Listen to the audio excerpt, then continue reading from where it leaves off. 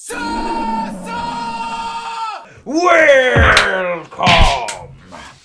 SASAns, to this week's episode of SASAns and Dragons, our homebrew house rule infested game of 5th edition, Dungeons and Dragons. I am your dungeon master, Magnus Beasticus, and let's go ahead and introduce the rest of the characters. I'm Thunky Beerbot, and don't let my facial hair fool you. I am a female mountain dwarf druid. I come from a long line of beer brewers, hence the name Beerbot. I had a mostly normal upbringing in the mountains of northern Melibrius, and I've always had an affinity towards animals, not so much the ruling races. I have many fond childhood memories of wandering the local forests in search of new furry friends. Eventually, on the advice of my parents, I enrolled in druidic studies and began honing my spellcasting abilities. My instructor, Elder Dalbrook, was a highly logical man and taught me my most important life lesson, that even though nature is beautiful, it cannot exist without chaos. There isn't a day that goes by that I do not repeat that message to myself.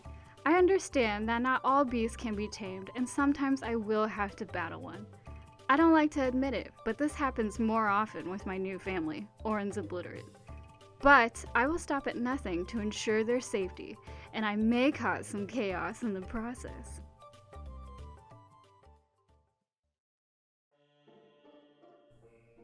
If you were to gaze upon the mysterious property of Orenbelle's finest artificer, you would find a very large mansion met by a garden with superbly sculpted shrubbery. At any given time, there is but only one worker which may be found on these grounds. And why, that is me, Crow. I am one of Master Cumentus's many creations. The majority of my being is made up of organic, plant-like material. The rest is mechanical. There are many duties for which I was created for, some of which include cooking, cleaning, obtaining materials and ingredients, assisting with laboratory duties, removing trespassers from the property, acting as the master's personal bodyguard when in town, and closest friend, always. These may be some of my regular duties, though Master Cumentus mentioned that I am fully loaded with great purpose and grand potential. I have yet to discover the meaning behind those words. Maybe he was referencing the inaccessible areas of my internal systems, or maybe he was just trying to make me feel better about my self-realized lack of greater purpose in this world.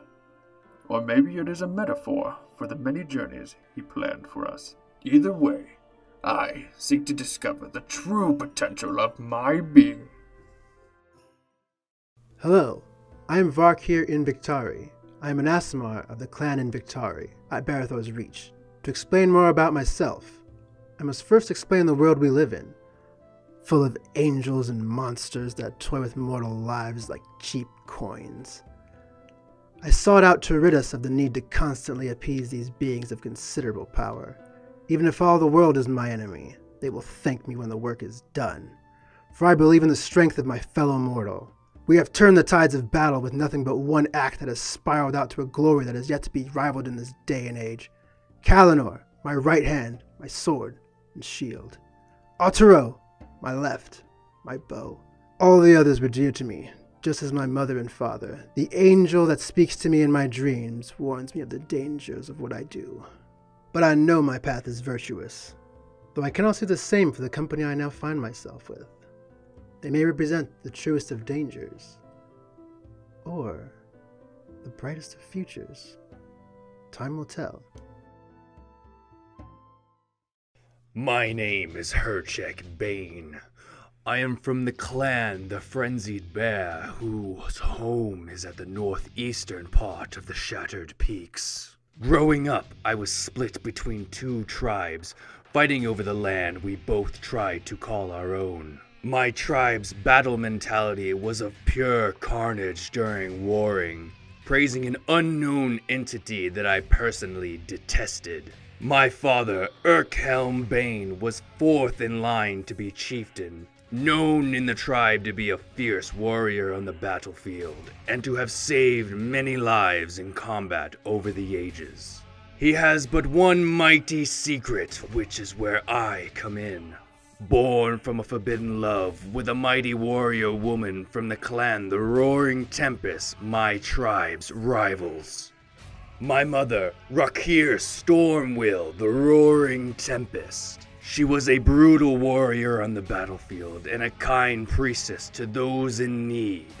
Her deity, Regentia, as a weapon as well as her shield, is the goddess I now follow. After years of secrecy, I could no longer hold back my rage. During a battle with a fellow clansman, I unleashed my storm-bound fury. Luckily, through the deeds of my father and the tribe, I was not sentenced to death on the spot.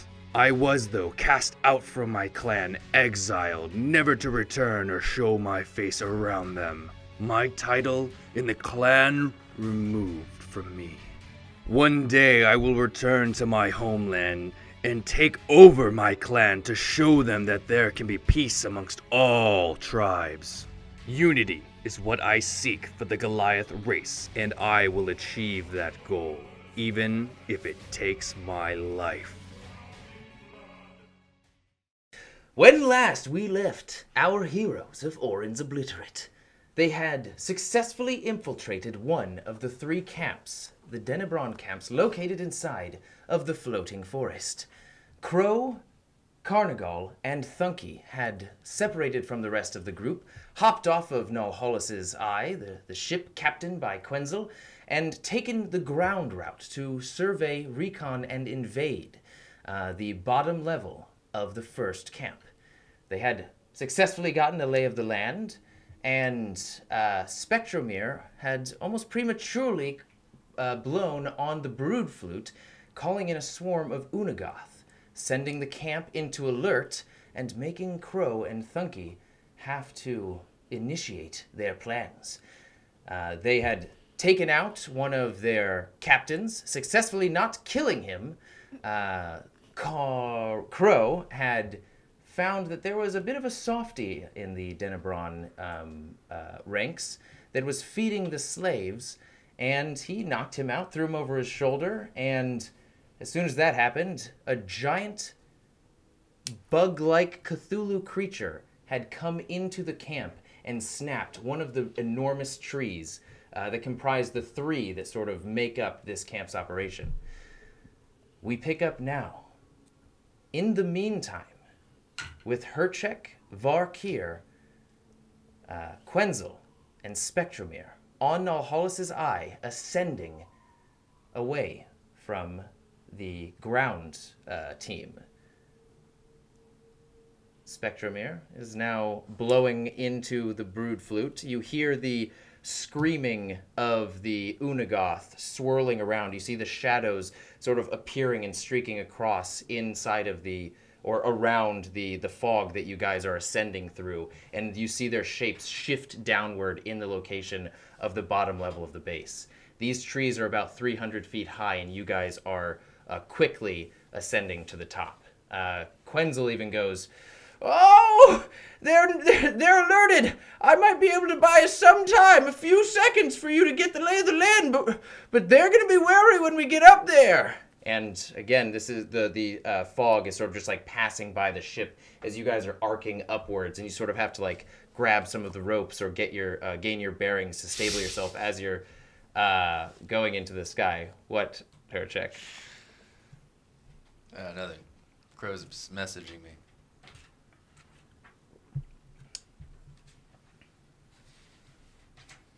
Okay, so what are you guys doing? As Spectromir is almost frozen, blowing on the flute, it's almost as though her consciousness is not with her at the time. Okay, Varkir, what we're going to do, as soon as we get up there, we're going to stick together. I'm going to try to defend you, but we're going to kill everybody. Is there anything you can do to help me out here while I defend you? What?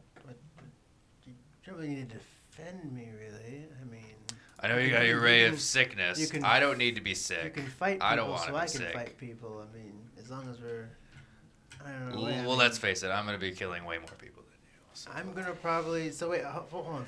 Before we go down there, am I allowed to do like one thing to myself and then jump off the ship, I guess, to do that? Or is it just like... You guys are ascending right now. based off of the speed that you're going, and actually roll an intelligence check. Because you guys are ascending at a certain speed, and you have to meet a certain height before you break the clouds and are able to see the base and sort of like understand what they're up to.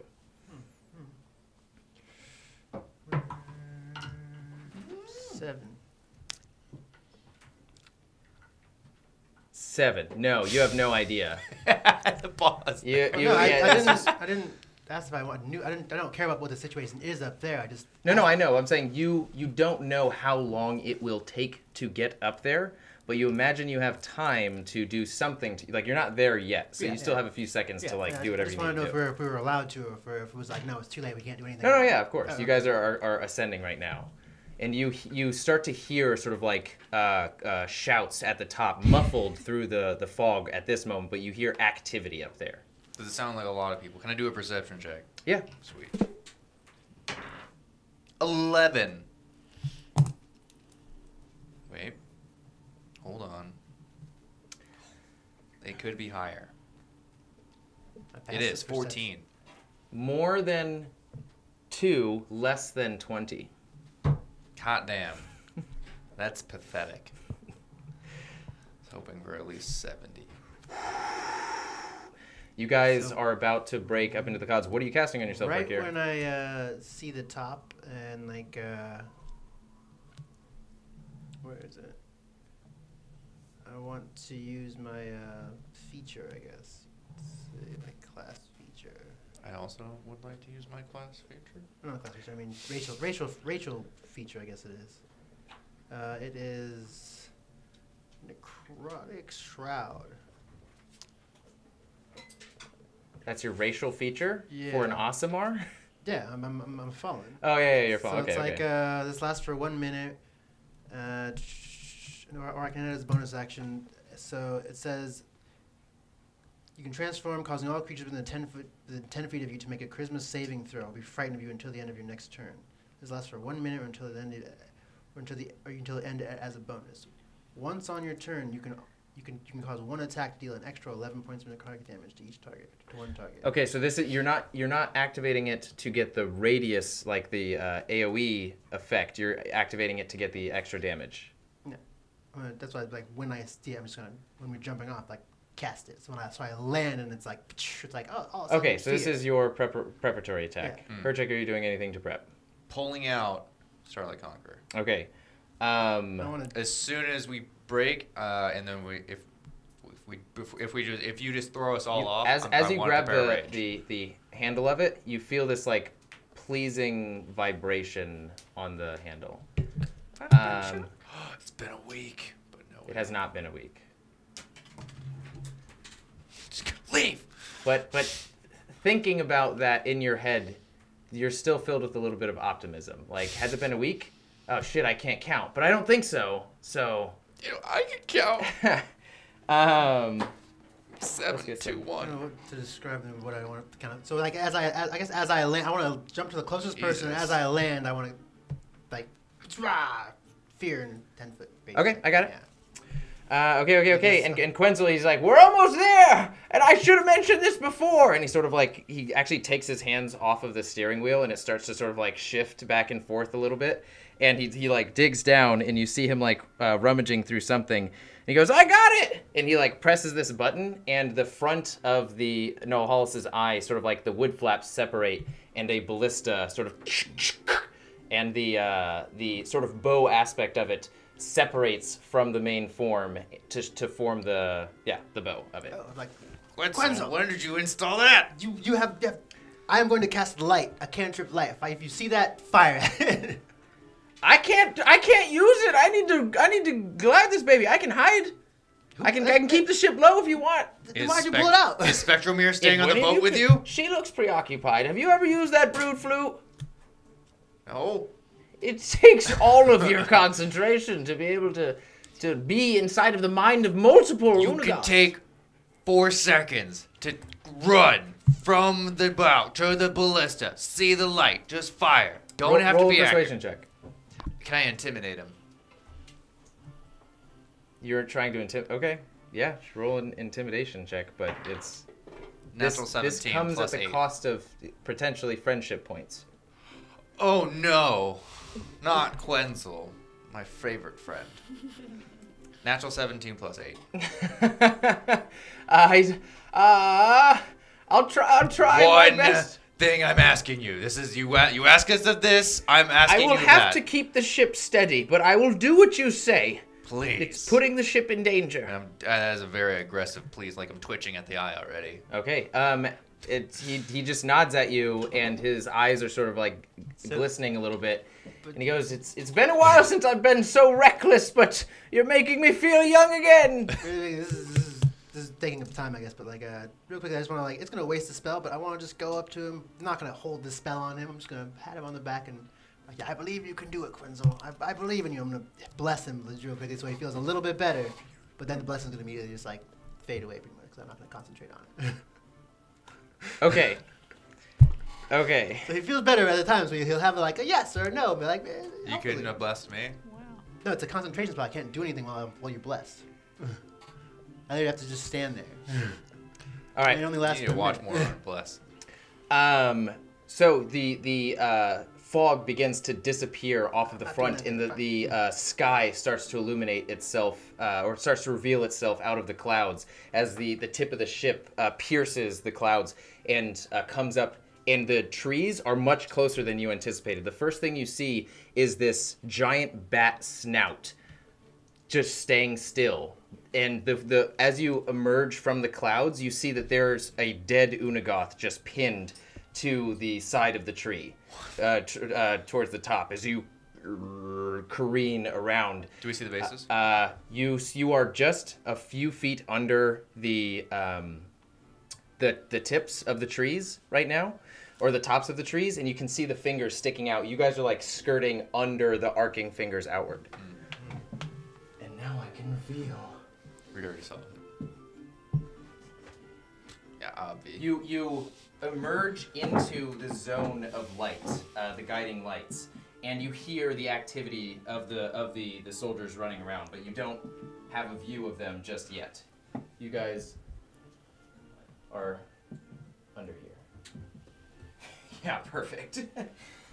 And that's also definitely not an accurate size of the ship. Just letting you know. No, that's accurate. I'm that big. All right. Where's Verkeer?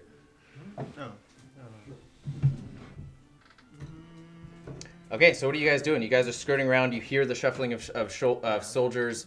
I am going to roll a stealth check for the ship to see how well Quenzel can sort of keep it from not hitting anything. Just like sort of like keep the motion slow. Is there like ropes up to the balloon? The wood of the front of the ship starts impacting Jesus, the side of Quenzel! the tree. And you start to hear a bunch of different activity. You start to hear the casting of spells. You start to hear like, get the fire pumping! I look at Quenzel with the deepest anger. I'm scared! You better get more scared. I changed my plan. I'm no longer gonna do that jump down since he just ran into the side of the tree. I'm like, You rolled a natural one. I'm like, Motherfucker. well, yeah, you just ruined the plan there. Shouldn't he get advantage for piloting his own ship? Actually, that is a good point. We'll try again. Jeez. You rolled a natural 18 that time, so retconning a little bit. Like, makes no sense for him to I've do never rolled for a ship captain before, okay? It only makes sense to me. But that actually is true because when you have a certain Proficiency. background, Yeah. you'll get advantage on piloting vehicles and things of that nature. He's kind of a legendary captain, so fine. Triple advantage. So you with a natural 18, it's a 28, and so Wow. you just hear the light shifting of clouds, like in the pressing of wind on the bottom of the ship, and it is daytime also, by the way. So. Can I climb some of the ropes to the does the blimp break the clouds or is it No, just so you guys are there's like 20 feet in between where the clouds are and the fingers of the Belvenus tree are arcing out. Okay. You are fitting just within that 20 feet. And so if you climb a rope, you're just going to be looking at the before the top of the tree still. Okay. There's nothing we can do yet. You can climb off.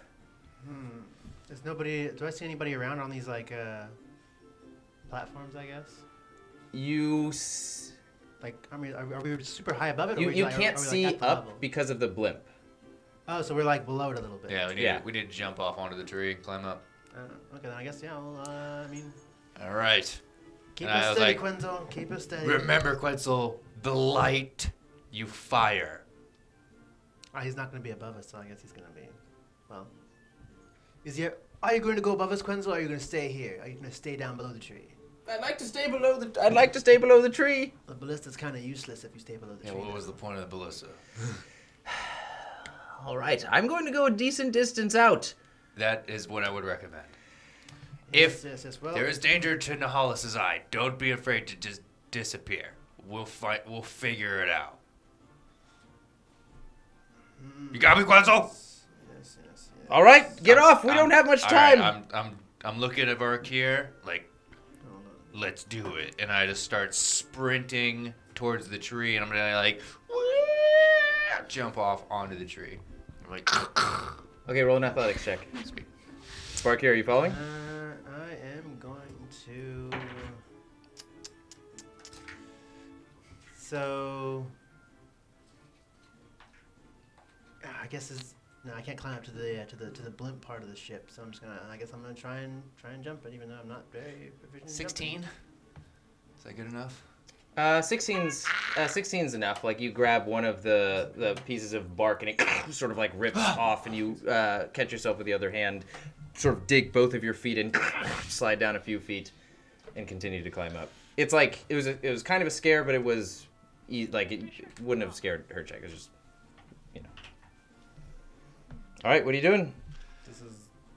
Roll it. This is a terrible place to do this. I mean, Quenzel, is there any boards or something on your ship that I could use to get over to get over this gap? I mean, there's a bunch of ropes that you could use to swing, use to rig the blimp portion. I've got a plank, and he kicks the ground just like the hook did, and the plank slides off. So is that plank long enough to put on the tree and walk over? Or? Yeah, it's just skirting along the. I guess I'll put that on there. Okay, go roll an athletics check still. The DC is lower, but you still got to do it. It's not gonna be pretty. It ain't gonna be pretty.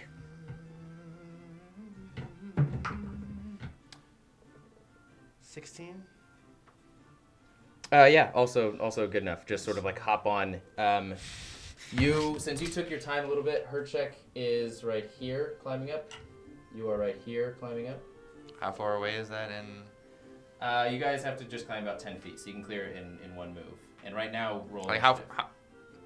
how far away roll from? initiative just to get the turn events, because they are preparing. The You're top done for is the 10 night. feet away from you. 3. Okay. I rolled a natural 1 and then a 2. 12. What is it? This one. What's going on? My dice is done for the night. 12. Oh, this one's, there we go. What's this? Unless it redeems itself with a 20. Nope.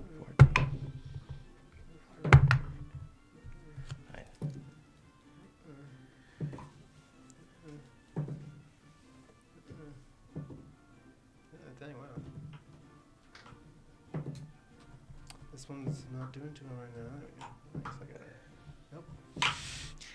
Oh, 12. Yeah, it keeps going for that one though. 12. Like, today The is highest, yeah, the highest. Today is a 3 day, it looks like. 4. Threes. Yeah, 14. 6. Oh. A 2. Wow, that thing rolls really low. I'm not usually rolls high, but like for some reason when I'm rolling it, when I'm not rolling it for the right character, it doesn't roll. So I'll put this away again. You need damage dice. What? Actually, Oh, that's right. You don't do any Quenzel damage. is holding his turn. There we go. See, this is for the correct character, and it's rolling. Pretty good. This is wrong character. Wrong is still pretty good. Oh no, same character. Same. Is hold person a cantrip for you? No. Okay. Spell. That would be dope.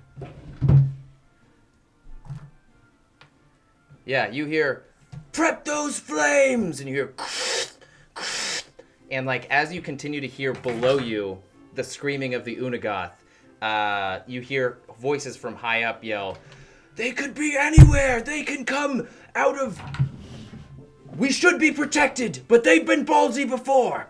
And you see flames just like shoot over the edge, just randomly, not over your edge, but you hear and like see the light of the red flame come from across the Belbenus tree. I said they've been cocky before. Huh? I'm just curious why he said that we've been cocky before. Not you guys. You imagine they're talking about the Unagoth that are attacking below, and you see a few. Yeah, Herchek, you hear like you hear come from above you. And you hear a similar sound in another portion. And Varkir, you are now up. Did I make it to the top of the tree? It's your turn. Did I make it to the top of the tree? Oh yeah. You guys both made. You guys are like, you know. I'd like to see if there's anybody immediately around me. Okay. You roll a stealth check. Stealth check. Roll a stealth check as well. With advantage. Why? Because we're like just peeping. No. Most of our bodies behind cover. Natural 70. 18. 13. Nice. Okay. Yeah. Go ahead and roll a perception check. This is your bonus action. There is activity. Real sneaky. Nice. Perception check is A lot. 21. Okay. Do you want a gargoyle? No, not a gargoyle. This is a flamer. I didn't have any. Yeah, I didn't he have any is. flamer. Look, guys. He's raised a blaze flaming.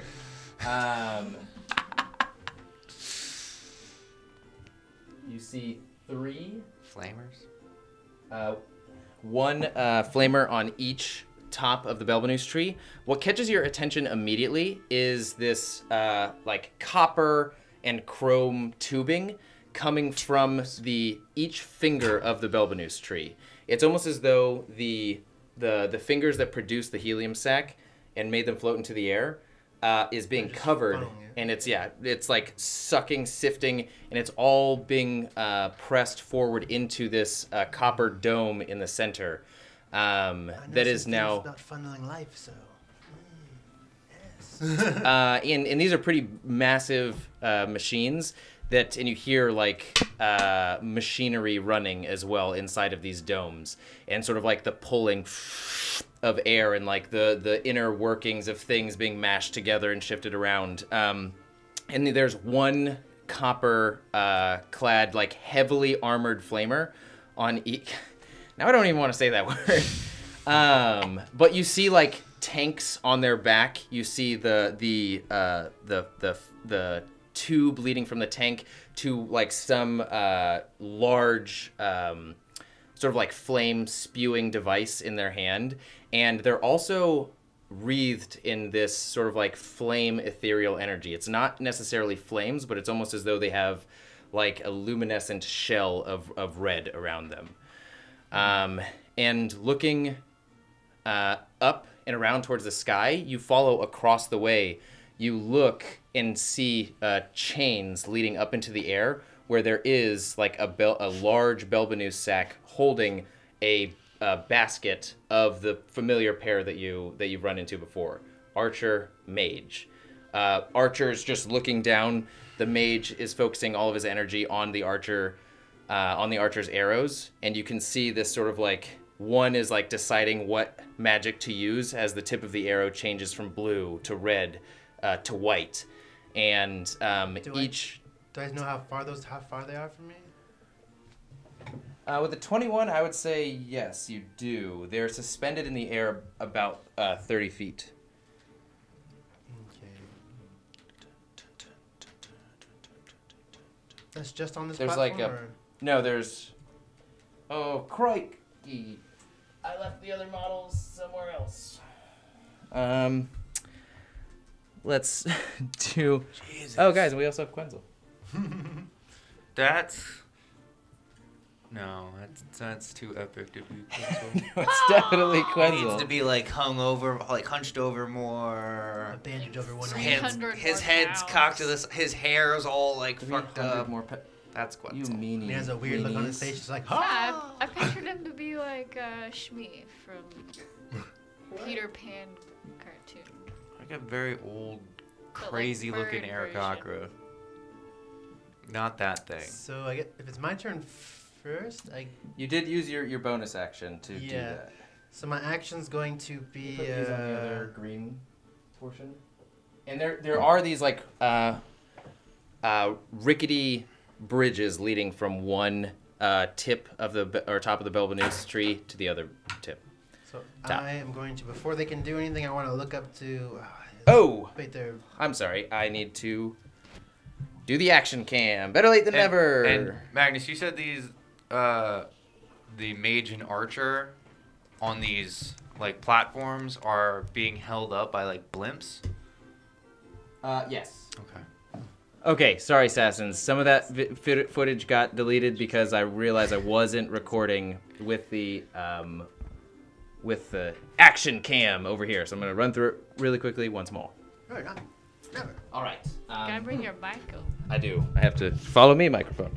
All right. So this is Nahalus's Eye, the floating airship piloted by Quenzel, the heroic warrior captain. He's kind of old and feeble, but these are the tops of what I call Belbanus trees. They produce helium sacs and just shoot them into the air almost. And there's machinery on top of these trees that is consuming and taking the material of the helium in the sac and bringing it into the center and sending it down to this sort of like rotating mechanism that pulls it down to the bottom of the tree.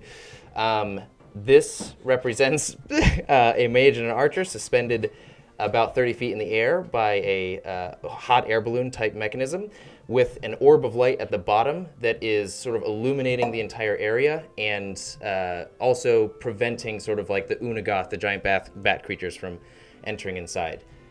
Varkir, down spying on people. Herchek, also spying on people. This is not a paladin-looking guy. This is actually a guy with like a flame canister mechanism in his hand. It's like a flamer. And each top, there are 3 Belbanus trees. Each top of each Belbanus tree has 1 flamer and 1 mage, 1 archer. So let's get it on. Fire bats. I live the bird. Why am I still sweating? That's freaking Gravity got too you. much physical activity. D&D. Pressure of showbiz. That's probably true, yeah. All right.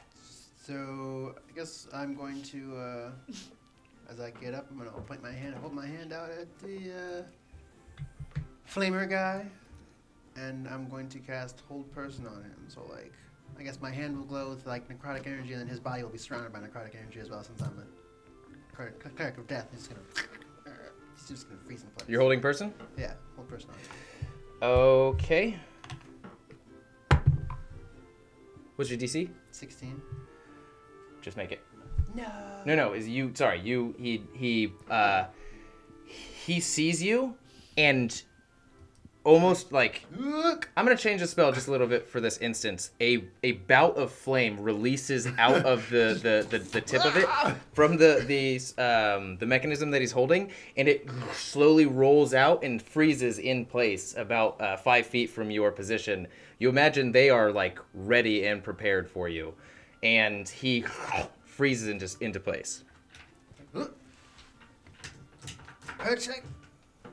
And I guess that's all I can really do since it's concentration. I mean, I'm going to try and, I guess, maneuver myself to where I'm behind cover, to where the mage and the archer can't shoot me. So it took half of your movement to get to pull yourself up. And so I still have, where's my movement on this thing? The 30 feet, so I still have 15 feet? Yeah. So I'm going to try to, I guess, move, like, back here to behind there or something like that, or? Yeah, so the blue streaks that you see, those are like, they're giant round copper tubes, so you could like even jump over the side if you wanted to and like keep your back down. If you're hiding from the flamer. I'm not from the flamer, from these guys up here. There's no vantage point that you could get to that would hide, unless you went under the Belbanus finger. Or branch. I can't just like keep an eye on this guy and like duck beneath the pipe and like hold it like that, or is You there, you would no, you would get distance? you would get half cover from 2 of the mage archer combos, but you will pretty much always be in view of No, one. I'm trying to get mainly this one out of view for me. Oh, then yeah, you'll be good. You have still only about half cover because they're very high in the air. Yeah, okay. As long as I have some kind of cover, just like holding concentration on this dude, yeah. And that's, I guess that'll probably be the end of my turn. That's all I can do.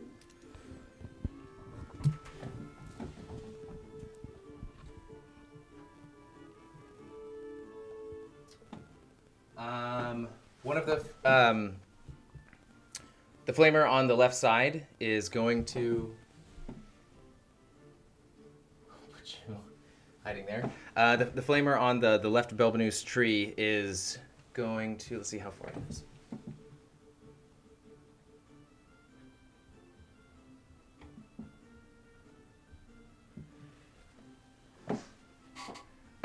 He is going to run to the tip of the tree, lift up his, like, it seems like it actually takes quite a bit of strength to lift it up, arc up his flamer, and just releases this almost like slow-moving, rolling, about like softball-sized flaming ball in your direction.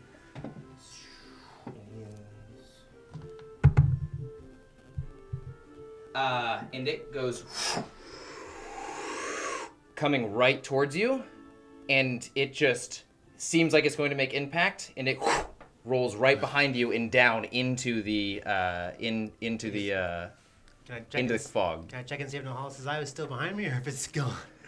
Because from the map, it looks like it's still. It's just like, oh my gosh! You hear, that was a close one. As Quenzel was holding his turn, It almost blew up the ship. Like, okay, great.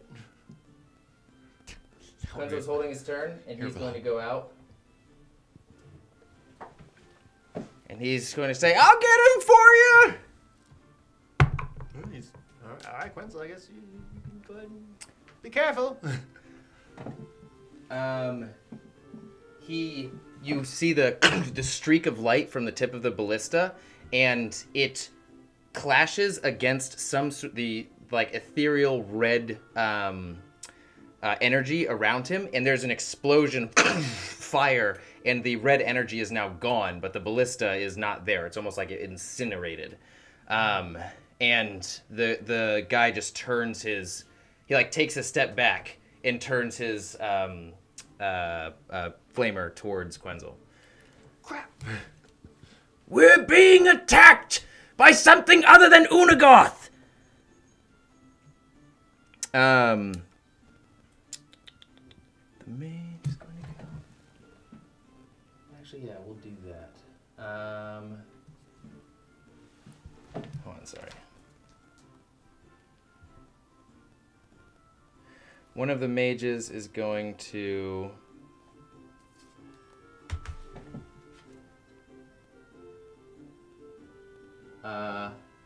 actually, they're not going to go.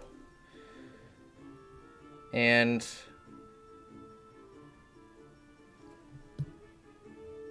you... actually don't see it right now, but... actually, yeah, no, I'm sorry. Okay, rewind. You see this flash of light sort of like play across the chrome of the tube in front of you, and you look over your shoulder and you see that one of the blimps, I'm sorry, one of the, what do we call it? Air balloons with the 2 pairs inside of it shifts to the side as this sort of like roiling explosion of fire energy is in the middle of disappearing after releasing. All right, dang. Like, what the? And her check, you're up. I'm going to pull myself up using 15 feet, right? Yeah.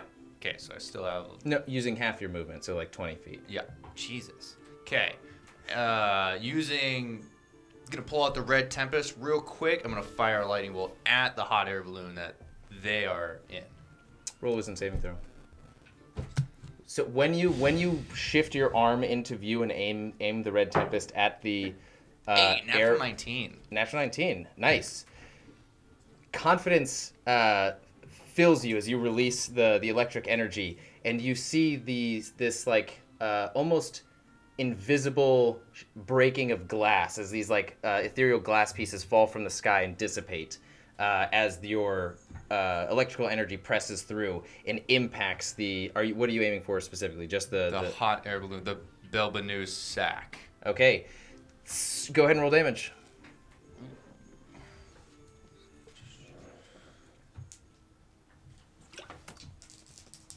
Belbanus flammable? 6 points of damage. 6 points of damage? Chop. It actually does a surprising job of absorbing the energy that you just shot at it, but you can hear like small perforations of, and the chain starts to get a little less taut. Okay. With the rest of my movement, I'm going to position myself directly behind this the flamer, so they have like still line of sight of me, but not as much. So I'm kind of using his held person as cover. Okay. All right. And then if one of them shoots me with something, I'm gonna. Can I hold my bonus action? Can I hold like as soon if I? You can't hold your bonus action, unfortunately. Okay. That's fine. I'm gonna hold off on rage. You can. Actually, no. You can. I will say you can use your bonus action to specify your reaction. So you have a reaction every game or every round. If I get shot with an arrow, okay, I'll take the damage, but I would like to rage fuck you. Okay. I won't reduce the damage, but I want to just rage afterwards. Okay. Can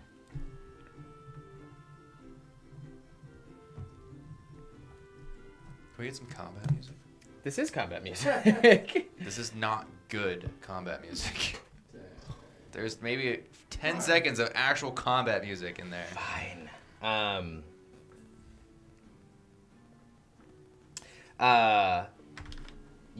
You actually feel like some pressure, like a creature crawling up your body and landing itself on your shoulder. And Carnigal, yeah, he says, "Motherfucker, I can help. Use me.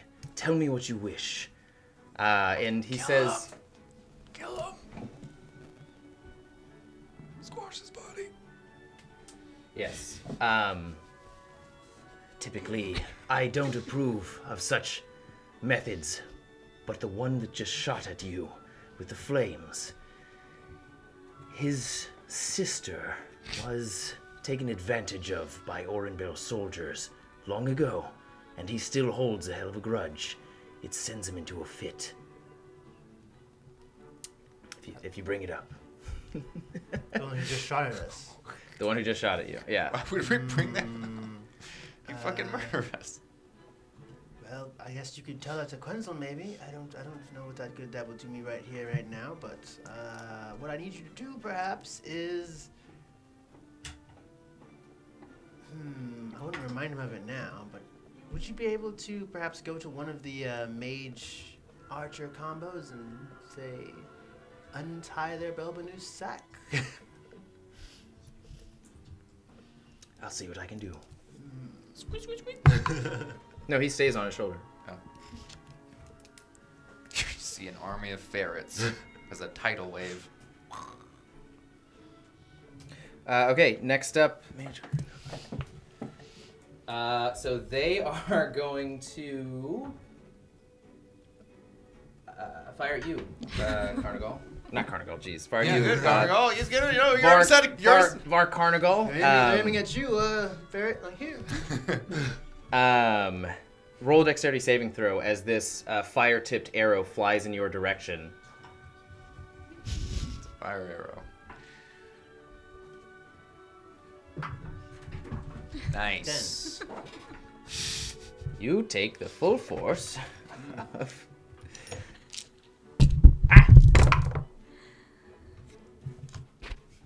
Actually, it's not super bad.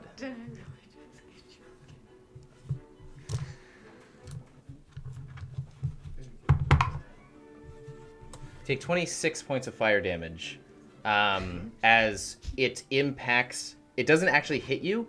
You hear "King!" and as the tip hits the copper tube that you're hiding behind, a fireball erupts out of the center of impact and singes the flesh of the tree, presses you backwards. Flames are now coursing over you, and sort of like Carnigal is his ferret is dead. As it sort of like it just disappears. It's not on your shoulder anymore. They have like orders not to destroy their own shit. The worst soldiers ever. They might know something that you don't. All right, next up. You hear, "We have a betrayer in our midst!" coming from the side where the flamer shot his arrow at you, and you saw the explosion of fire, or not his arrow, the sort of like mortar at you, and what would they do? Ooh, yeah, that's what. And you just hear like muttering like, and another sort of like red-tipped arrow is fired towards the center of all three trees, and it separates into 8 different arrows that stream and sort of, it's almost like heat-seeking missiles as the half go in one direction, the other half go in the other direction, and they start spiraling towards you, Herchek. One does, and the other actually spirals towards the blimp that has not caused any action towards you guys currently. And you take... Actually, I need to see if it hits first. Does a 15 hit your armor class? Yes. Okay. 4... But only because I'll allow it. Thank you for that. Well, you know, gotta take some damage sometime. I'm sorry. You can see what I rolled. It's 6, 8, 7, 7. Wow. You take 14, 22, 28 points of fire damage. So I'm instantly raging. After this. You are. As like the flames are slowly curling up your body and disappearing over your bald head. And it just looks like your eyes are also emanating flames as you're yelling into the air. And the other arrows... Don't get to roll a save for it. My body's on fire! Imagine this being the equivalent of a roll to attack spell. Various different points of the actually, no. I need to roll. Okay. You see the 4 other arrows spiral into the opposing blimp, or the opposing hot air balloon, and impact into the invisible shield that you broke. Yes. Yeah. Causing no damage. But as you look over, you can sort of see like a tussle between the mage and the archer inside of the blimp that you imagine, or the hot air balloon that you imagine was called a betrayer. Bam, bam. Flamer's going to roll at you, Herchek. It's does 14 hit your armor class? Yes, just barely. Okay. Which flame? Oh, yeah. Roll a dexterity saving throw. Wait, which flamer? As it goes, boom, the one behind you. That one. Yep. 16.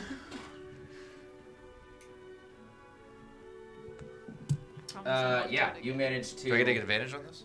Huh? Do I get advantage?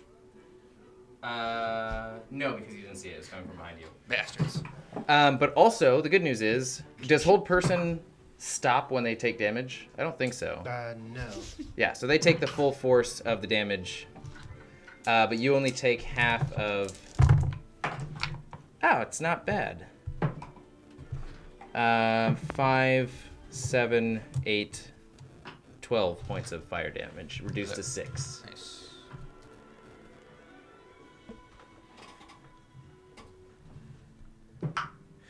And this other flame, the one that you're hiding behind, still stays frozen. Varkir, you're up. Like, Herchek, could you pick up that flamer and just throw him overboard? And then guess I look up at the. Can I cast cantrips when I'm concentrating on a spell or no? I don't think so, but I'm not. I'm pretty sure you can do stuff other than No, I can just do like I concentrate. can like slash at people and do like physical attacks, but I don't know if I can do like an actual other spell. Yeah, so it's like concentrating concentrating on like imagine like you have one slot for magic in your mind and you are constantly activating that single slot. If you want to use another piece of magic, you'd have to empty that slot and fill it with something else. I guess, yeah, for hold person, but it doesn't make sense for bless because when Caduceus blesses, he's still like insect swarm. Cast this, cast that. It's different. I don't know, whatever. My bless is a concentration bless. Like.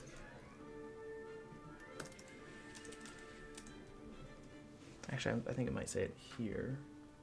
I need to start using this. Cover, light, stunned, concentrate. No, it doesn't say anything about concentration. My bad.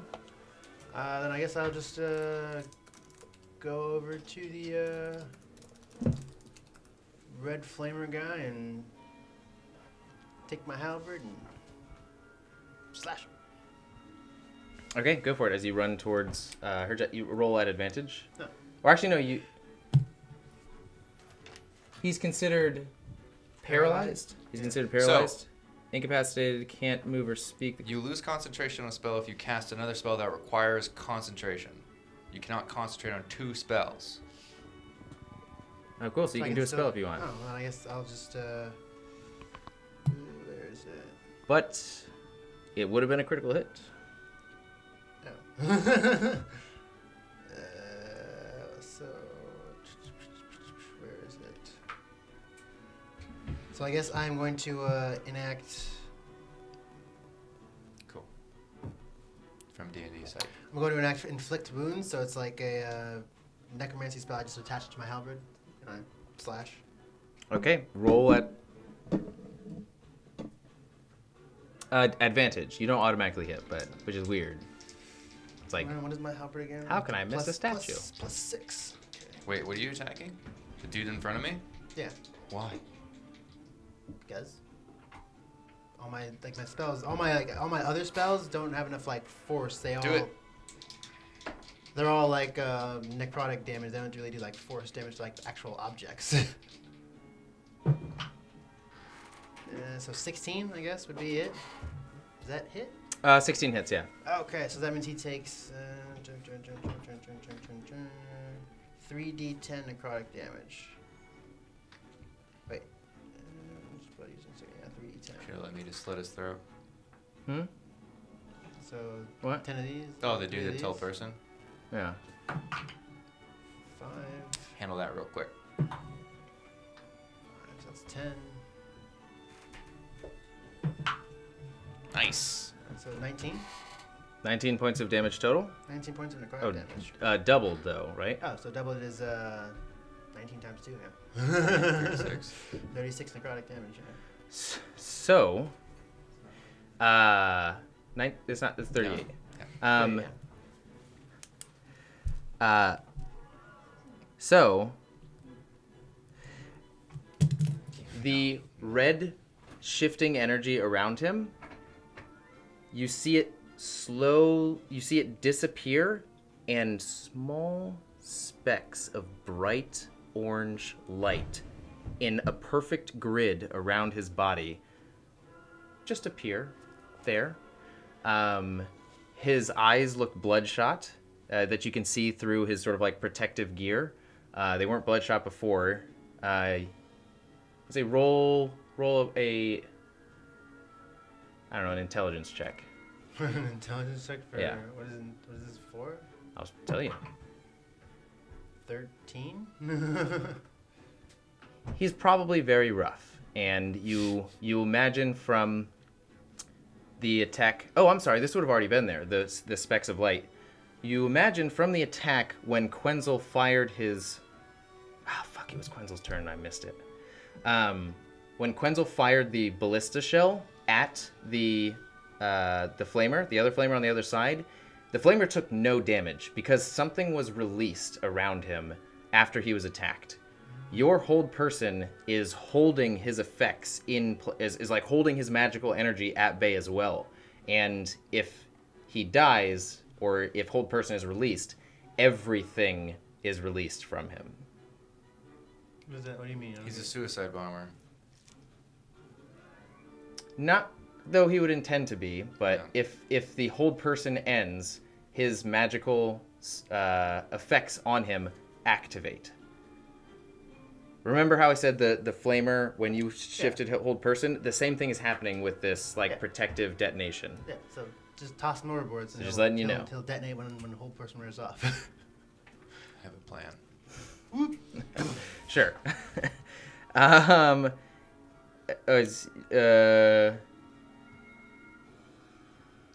That was Let your Quetzal turn. go? Huh? You wanna let Quetzal go? Yeah. Well, Carnival is going to go now. Carney, go. And you see you hear the tss, tss, tss, tss, tss, as a ferret is running up the chains and grabs onto the chains, wraps its tail around it as well, bites the chain. The ferret turns like this fluorescent, like first orange and then shifts into fluorescent white, and then and just sort of does this micro detonation, and the chain just releases, and the sack, because you perforated it before, is just like slowly shifting into the air, but it's not like flying away or anything. It's just like it will fly away, but it's just out there now. And Quenzel is going to say, "I don't know what that was. That was scary. I'll go after the other blimp." The ballista round. Oh, it's no longer has light on it, so it's just a ballista. You highlight the first one in with light, I thought. No. He said he was going to cast light onto an object, and then he would fire the ballista fire at the light, at the like light it's a object, target, like target. and Like he's giving like, you. Yeah, like if you have Oh, I didn't get that at all. If you ever have a major target, I'm gonna put it on there. You're just gonna fire at that major target. Okay, well, But you can fire we'll as much as you retcon want. Quenzel's understanding of what you said. Not a retcon going on here. I'm not even drinking. Whatever. Quenzel's doing perfect. He's doing perfect. Right on the drink, the no drink. Drink more. Quenzel's doing Oh, he has to perfectly roll fine. wisdom He's saving throw. doing everything. The ballista just breaks off the protective shell around the other the other hot air balloon. Okay, and flamer's up. This guy is going to shoot another round at you, Varkir. Actually, no, he's going to shoot it at Quenzel. No, As Quenzel!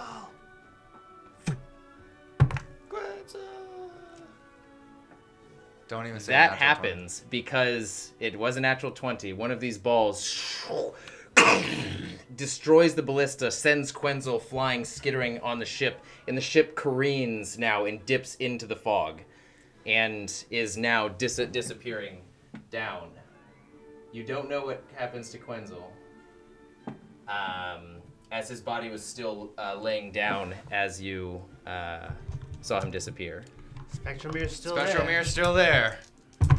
She's still blowing the thing though. Well, she could Well, if it crashes while she's blowing it, then I mean... see that's. Her mind is elsewhere. This is where the disconnect You happens. see the disconnect? Yeah, that is significant enough to affect them. Yeah. Like, if it crashes while she's blowing the flute, the Una got But stopped. but it's also, well, we'll see. We'll get there.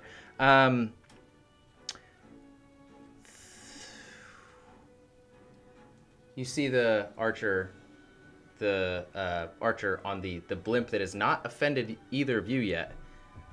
You see him. No, white. There we go. Yeah. They're neutral, they're Sweden. You see the falling robes of the mage just disappear into the fog below. Whoa. And Herchek, you're up. So this. Yep. How?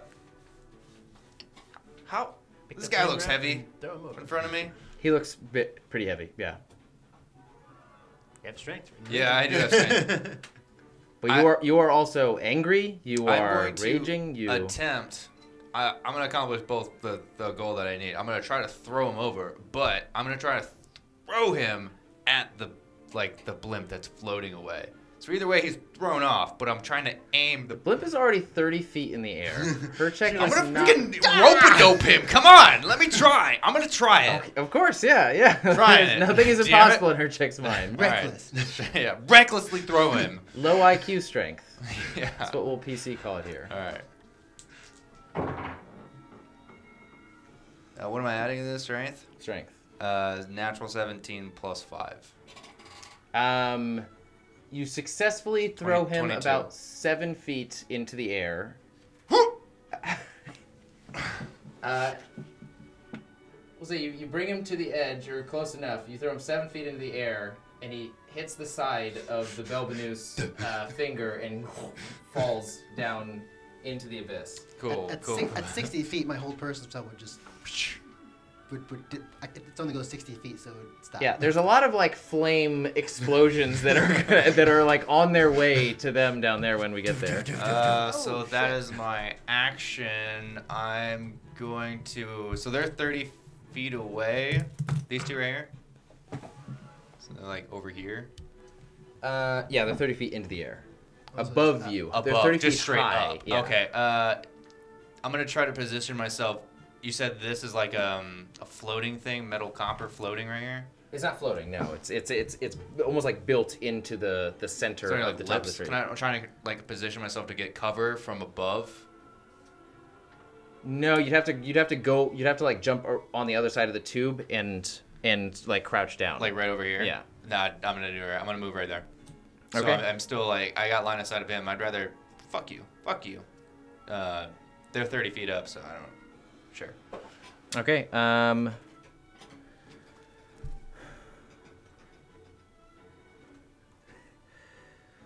As they're floating away, do they have anything that would stop them? Their priority is not going to be attacking you. Their priority is literally going to be like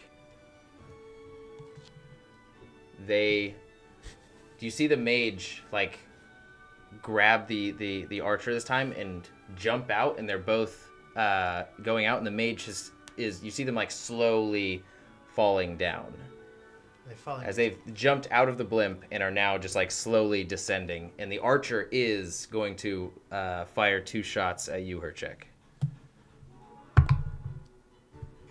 At disadvantage. 1 hits, the other does not. With a natural 14 and a natural 8, and you take 6 points of piercing damage, reduced to 3. Nice. Okay. Second one.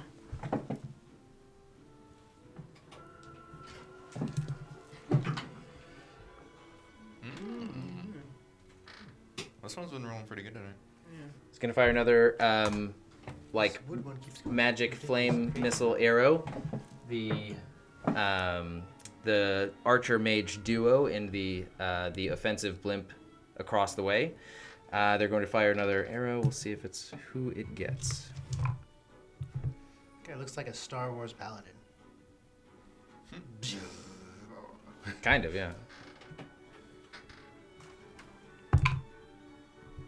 They're all the same, so. All 8. All 8. He fires it into the center again. All 8 of the arrows that separate from the initial one sort of like arc towards you and then collect all into one, spiraling around each other and break the invisible shell and just impact into the blimp with the apparent betrayer on it. 6. The white blimp is the blimp of The white blimp. So it went like he shot like this way and it went around. No, this one over here shot. Oh, okay. I was thinking it was the one near her check, and I was like, dang, why did he shoot at her check that went around her check and then into the other guys? Like, that was a great fake. I rolled to see who it would attack, and it broke the shell and impacted like in a line up like carriage, archer, blimp, and the blimp is heavily damaged, pushed back, and air is filling from it.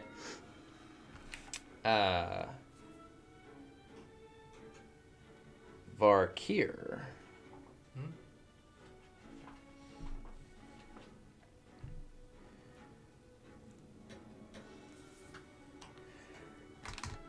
You hear the speaking in your mind of, "We await you in Bresh." And he forms his hands together like this.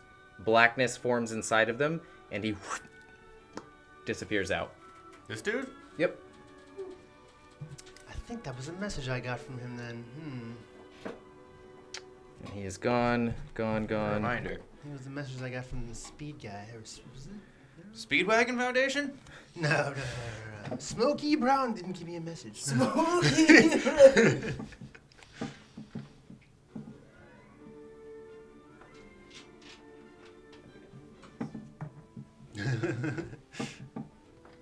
Okay. Another fire from the... Sniper? No, from the... I'm sorry, from the flamer... Yeah, he's a sniper. Well, yeah, well, mortar men, more like. Is going to fire another sort of like cannonball of flame in your direction. Varkir, roll a dex... Or, no, sorry, it's to attack. Does a 15 hit your armor class? This time, it impacts the copper tube, and you see cracks along it, and you hear as it falls down, and it does. It almost seems like something had been like it was a dud. I wonder if we just fucking hit this and it blows up the whole fucking tree. Oh no. I was like, Rorschach, did you see that? The flame just hit the... It didn't explode. It did not explode. Doesn't mean anything. I don't even need to roll a wisdom or intelligence check to not understand that. It didn't explode. Something has to be on these pipes. The next one does... sorry, the next flamer fires his mortar, and it does, like, as you're paying attention to the falling archer and mage, you feel this very quick sensation of heat on your shoulder, and then this explosive as you're thrown into the copper. Yeah, you were right here to try and get cover, right? I was like right here to get cover from that. Oh, I thought you were getting cover from these guys. No. I was fine with them hitting me. Oh, never mind. Then, no, this just impacts the other side, and you actually feel the copper get heated up from while you're pressing your body up against it. And you can see at the tip of the crest of the dome, like emanate red heat from being almost like superheated. All right, Varkir, you're up. How far away is the edge of the platform from me? Like towards the other flamer, the guy over here. Like how far is this from here? Well, actually, you'd have to go. I have 30, so can I get 35 is the very edge.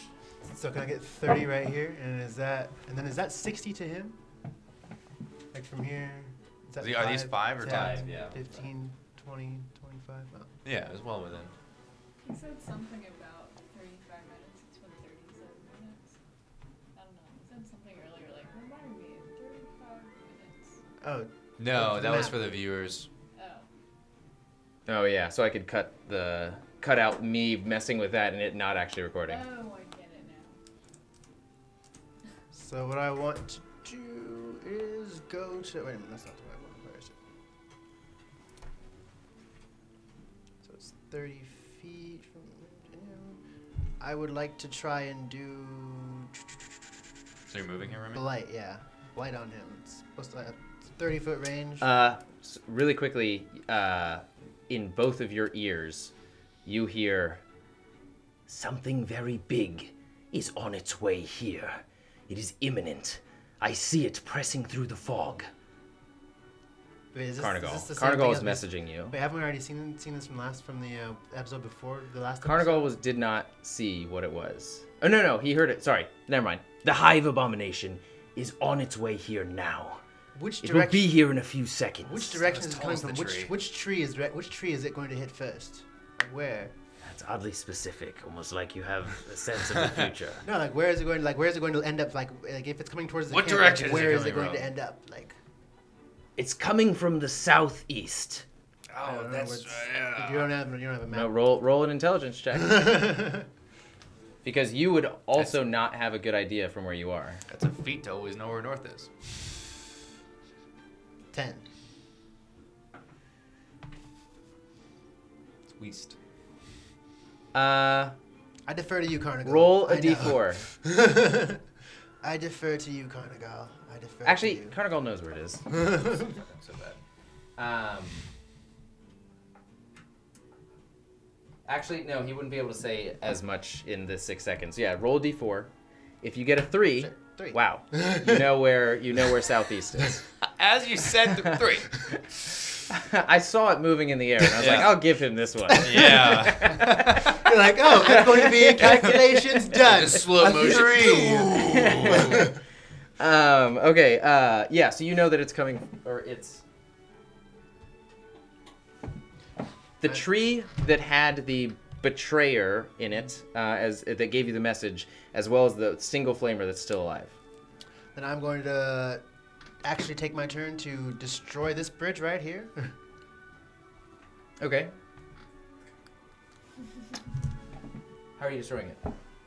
Taking my halberd and just... Is it metal or is it wood, like leather or like wood or like ropes or something? It's ropes with actually like really like copper slats. Everything's copper with these people. These Okay, people so are do I have rich. enough strength to just like take my halberd and just wipe the cords out or no? Yeah, just roll damage. I won't have you roll to attack. As the If you get above a cords. 5, you will Breezy. destroy it. Easy breezy. Is it D10? Yeah, it's D10. Yeah, it can be a D10.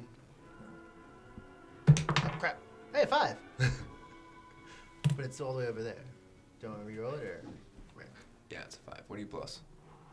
Wait, No, that's fine. Then he, Oh, he plus cuts 2. it. Cuts, like does one swipe in like a crescent shape. Cuts the 4 connecting pieces of rope. Let's just leave him to the. You to see, his that fate. won't save ya. Do I have time to tell Herchek? Could we perhaps push the other 2 archers towards that other tree, maybe? Or the other 2? The other. No, never mind. Never mind. Herchek. Those do your ones own over there? thing. Do your own thing. Yeah, we'll Herchek. get Just- it, man. Don't just- worry. Just fight them. Just fight them. What? They're over there. They're over I there. got my own problems. Okay. So that's your move. As a bonus action, can I? Flamer's dead. Oh no, that flamer. As a bonus action, can I put? Miss Quenzel. I didn't miss Quenzel. I rolled for Quenzel. Can I put? As yeah. Can I put? What do you call it, on my sword? No, vampiric strike. Where is it? I have a fucking shooting move. Where is it? Where are all these moves coming out of the blue? Mark here. No, where is it? This doesn't sound like Ray of Sickness. No, there it is. Thunderous Smite. That's what I want. For a bonus action, I'm gonna like slap Thunderous Smite on my weapon. So the next time I attack somebody with a melee weapon, it'll do that. It's a good move. Okay. Everybody's gone that was in between you and Herchek, so Herchek, you're up. Okay, so these archers are Roll perception check really quickly. 14. Okay.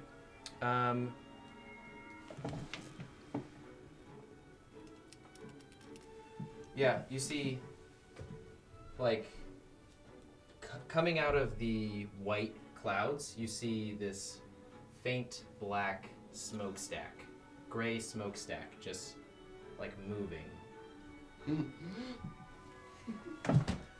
A gray smokestack. A gray smoke, just like gray smoke coming out of the white clouds, and it's lumbering behind you. Herchek's thinking that's Quetzal coming back after he got shot down. Cool. The archer and mage still slow falling. Yes. How far away?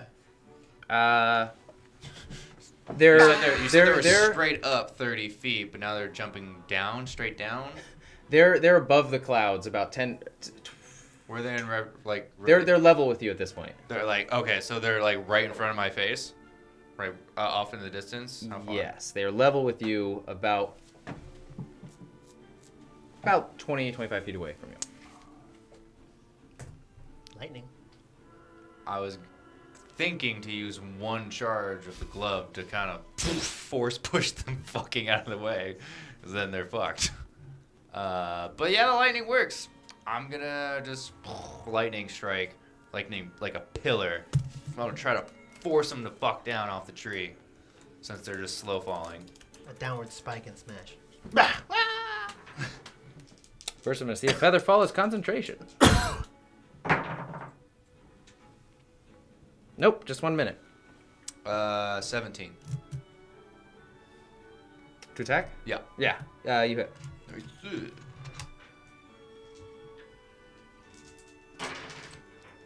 Oh, motherfucker. 8 points of damage. Okay, it's actually doubled. So what I said before about copper not being conductive, I was not using any portion of my brain when I said that. So 16 points of lightning damage. And yeah, you just see like the lightning like dancing and running across their armor as they're like they're going down. It's actually insulating. It like shocks the mage's brain so much that they go from this slow meandering fall just down to the clouds. Reverse slow fall, fast fall. Cool. All right, so then with the rest of my movement, I'm gonna actually just stay away from the pipes. I'm gonna try to stay out of line of sight from him, and then at a line of sight of him, but staying away from the pipes. So I saw that one explode earlier. Oh no, it hit and it didn't explode. It actually like stopped it from exploding and it kept going. I don't trust you. I don't trust you. And that they have no qualms with hitting these pipes. will end my turn. Okay. So all we have left is 2 flamey boys, archer and a mage. That flamey boy can't get to us, but he can still fire us. Yeah. Which way was the hive mind? It's coming towards this one right here. Oh, this one? So it's coming this way? Yeah, but this bridge is broken. So he has to go Yeah, this so way. he has to go that way, or We should have destroyed this bridge. we need to get to This them. has the bigger threat. We need to get to them. You though. need They're- to they you need can- to go to threat Yeah, assessment school. But they can still fire at us from over there, and we need to get to them because they won't get hit by the hive mind. He'll get hit by the hive mind and get taken out by the hive mind. He just can't. We just don't want him to be able to run towards us to get away from it. So, We want him to have to go diagonally so he gets caught by it. as you turn around and prepare yourself, Carnival in both of your ears says, "He's made and you hear this like cracking and breaking of the largest piece of wood you've ever heard before as the other like this glimmering chrome dome from the other way shines light as it's shifting in the light around it. Can I quickly run to the other bridge and just try and snap that? Thinking like, if this thing pulls down or breaks anything, these are all connected platforms. Varkir, you are staring at the top of the Belbanus tree across from you, swaying slowly as something like impacts it very loud, shifts it forward. You see it start to move around a little bit as the sound of breaking branch, like deep, dense breaking branches, then the bending of copper and metal as it shifts to the left and then shifts to the right. Crap. And as it shifts to the right, slams into your tree. Right. Both of you roll. However, what are you going to use to try and save you as the impact shifts the ground from under you, throws you onto your stomachs, and we'll see what happens when. What do we want, dexterity? Whatever you want to do to try and save yourself. Tell me first before I'm you roll. making a strength saving throw to dig myself onto this tree, trying to grab onto whatever I can. If I need to, slamming the Starlight Conqueror into this tree to like brace myself. Okay. The copper structure has also shifted, and like the pipes have twisted, and you see some of like the sacs and the helium. Just you hear as all of it's just being released at this point. The copper flamer has been like shifted onto his legs, fallen off in between the two trees, and you imagine he was probably crushed due to the impact. Roll a strength saving throw. Varkir, what are you doing? I am going to, I guess, look around, since the only thing I really have is 26. I believe. Okay, what were you grabbing again? Sorry. Like anything on the tree, and if I don't see anything, I'm taking the Starlight Conqueror and I'm shoving it into the tree to like brace myself.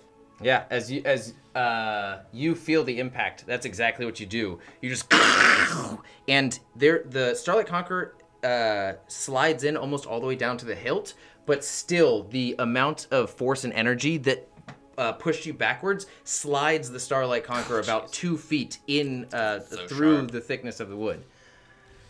So I guess. And you at that point you hear as helium is escaping now from the gash that you made. I guess I. So, what is this big thing right here? And all these are just big pipes, right? That is like a tracked system that is sending the material, pre-packaged up down a conveyor system that's like, one rope going up as it goes over the top and then goes down. It's like, imagine like a water wheel with, different sort of like boxes that you could put materials in. And so it's like an automated system of sending the material into the box goes down to the bottom, another box rises to the top. So can I move it all during this time, or is it just... I would say this is your reaction. Like, what are you doing? I would like to And if you are moving while this tree is shifting. So you would have to do like an acrobatics or athletics check. I guess I'm gonna just try and turn around and get as close as I can to this center thing, and then use Namekian Embrace and try and stretch my hand out 10 feet and grab it to keep myself on the thing. Piccolo! Okay, there's like some smaller pipes sticking out around it that you just sort of like wrap your Namekian arm around. Okay, roll a strength saving throw.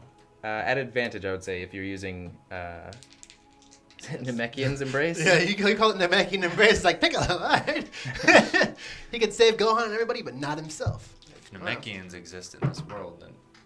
Oh. Wow. That's a 6. Yeah, thank God it was Do I at add advantage. anything? At advantage? Yeah. Your strength. 6 at advantage. Yeah, your strength. So 8. Okay. Bye. It's like, oh, it's supposed to be a wisdom check, though. Using my wisdom to find stuff. But you have to use your physical prowess to activate on the wisdom of you finding stuff. You are thrown into the pipe behind you, and the tree shifts down so significantly that you then slide off and are like sliding past me. You are thankfully in the way, so... Can I still use Namekian Embrace to grab something? My hand's still 10 Your turn feet. is done. You have a reaction. I want to grab him. Okay, roll a dexterity saving throw to see if you can grab him. Is that advantage? Actually, strength. Oh, strength saving throw? Yeah. Bless you. Actually, it'd be a strength check. Oh, well, either way, it's at advantage. It's fine. 18. Just barely, you grab. Just barely. You're Well, fucking he welcome. flies right over you, and his long arm is flapping behind him, and you grab his arms. It's stretching out, and he sort of flies over the edge of the tree and falls down and hits the side. Well, I still have Thunderous Smite on my weapon, so can I just, on the other hand, just it'll push me 10 feet backward the way I came. So what do you? Wait, what? I have my helmet still in my hand. When he teeters down to the edge of the tree, you're just gonna hit the tree to come back up. Poof, Alright, never mind. We'll skip that. This is. We'll skip that. I'll just reel my hand in. Just. Trying And into a Sunday morning cartoon. I'll I've already pretty much was. I'll reel my arm in. But you do take More damage? you take 10 points of bludgeoning damage as your body crunches on the side of this tree. And we should probably do some more appropriate music right now. Yeah, combat music. Where is the combat? And then I want to reach my hand out and hold personally the Hive Abomination. Yeah? It's one of his tentacles. Yeah. Okay, your tree is now cracking, and like the opposite tree is still being pushed in your direction, almost as though like something is just continually trying to get it out of its way. And so your tree is now cracking and shifting and falling down as you guys are. Are we still in combat? You guys are at about a 45-degree angle right now, is what the tree is at. Are we in combat? You are Technically still in combat. but you're like, Varkir, you are around the edge of the tree and in the fog right now. The enemies cannot see where you are because of the angle that the tree is at currently. So the enemies aren't necessarily a danger right now. I'm pulling Varkir up. As the tree is falling through the... Okay, you guys have 2 turns before you, like, you know, hit the ground. Herchek, I'm going to message Quenzel, tell him to come. Can you make a giant explosion or any light source, anything that Yes. you can see? All right, I'm going to do sending to Quenzel, be like, hey, Quenzel, come to the light source.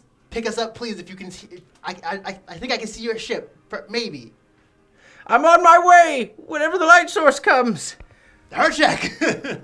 Are we running to the fucking other tree? I think we're stuck right here. We can't be stuck. We just gotta... I'm pulling him up, and then... So I guess we could run over here maybe, and then jump off. Jump off! As Aim close for the as we can bushes, get- Aim for bro. the bushes, I guess. Alright. Like, Okay, that was one action. What's your action here? You can hold it or you can prepare it. like just go to the edge and just make a Yeah, I'm explosion or going to the something. edge, and I'm using one charge of the club just to Holding hold, both. just fire. No, I'm firing it off. Okay. Roll a One dexterity charge. saving throw. Actually, or you just automatically... Actually, yeah, roll a dexterity saving throw as you are in the blast radius. I'm in the blast radius? Oh. It consumes fireball. all of her check at the point of impact. Or at where his hand is. 9. Yeah, you want to live. Roll damage. I should live. One charge has been released. I should live. And you see the her check like yeah, so you guys are just above the clouds right now. The tree is falling as you've shifted under the clouds at this point, and the last thing you saw was the black smokestack coming in your direction. Like, RJ, you can still do the, how many, I don't know how many charges you have. I'm just like, you can still do the old Bakugo thing. It's like, a lot. shit. Also, you roll a dexterity saving throw, her check. It was a 1. Yep. Oh, it was a 1?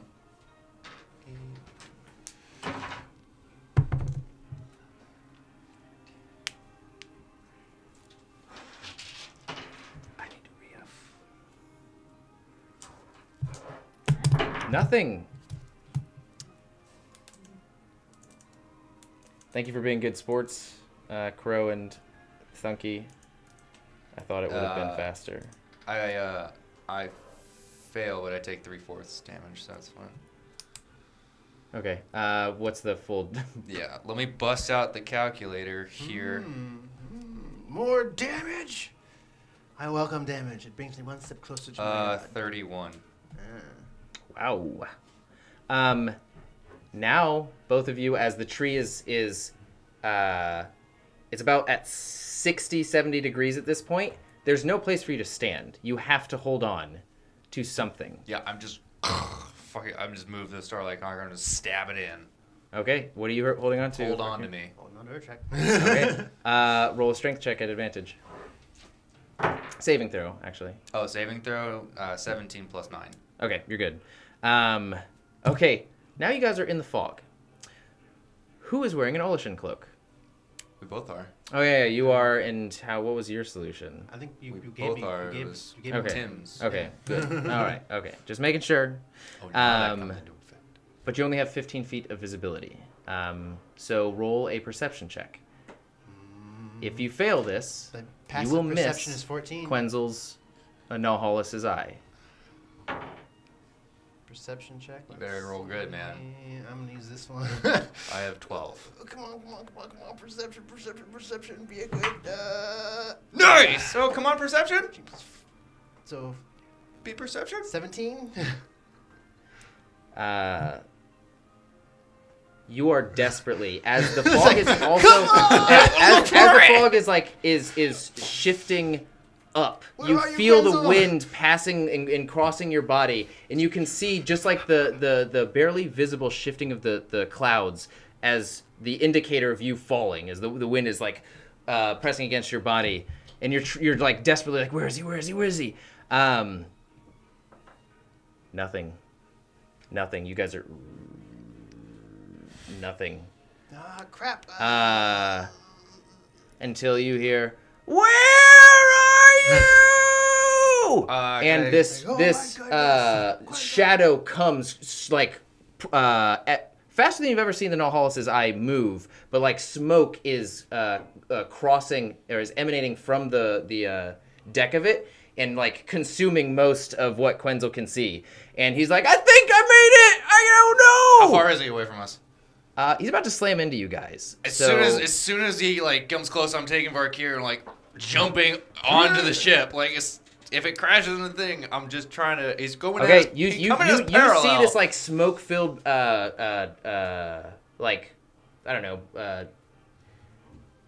makings of wood. You can almost like barely make it out as this black smoke is combining with the natural fog, and you just see like the darkness of the Belbanus blimp portion, and you try and just jump in that general direction. Roll an athletics check. Not at advantage because I know. I was like, which dice do I use for athletics? Yep. Natural 18 plus 9. Nice. You grab Varkir, jump towards the vague smoke shape of the ship. What else could it be in this situation? And you jump off, and the force of you falling, actually you jump off and almost just like slide onto the deck with almost just a deeper sense of gravity pushing you down. Yeah, I'm holding on to Varkir like I'm trying to protect him. And yeah, after using all of the forces that your feet could muster, your shoulders slam into the opposite side of the deck. I want to yell, "Pull up, Quenzel!" Get us out of here, Quenzel! Like, up! We're getting out of here, boys! And then you hear, actually, he would have no more. So, you hear nothing from Carnigal. But you guys start to go up towards the sky, and that is where we will pick up. Well, thank you, Crow and Thunky, for being such good sports. We will pick up next time with Crow and Thunky and Carnigal, whatever they're up to. This is a hectic situation, guys. What's going to happen? There's a lot going on. Anyway. Hive destroyers. This guy's head melt. Fucking up everything and helping and not helping and... Thanks for joining us, SASAns. As always, thank you for watching. And as always, thank you for watching. And as always, until next time that fate brings us together, never stop playing role-playing games. Jesus. It's been a long, short game, guys.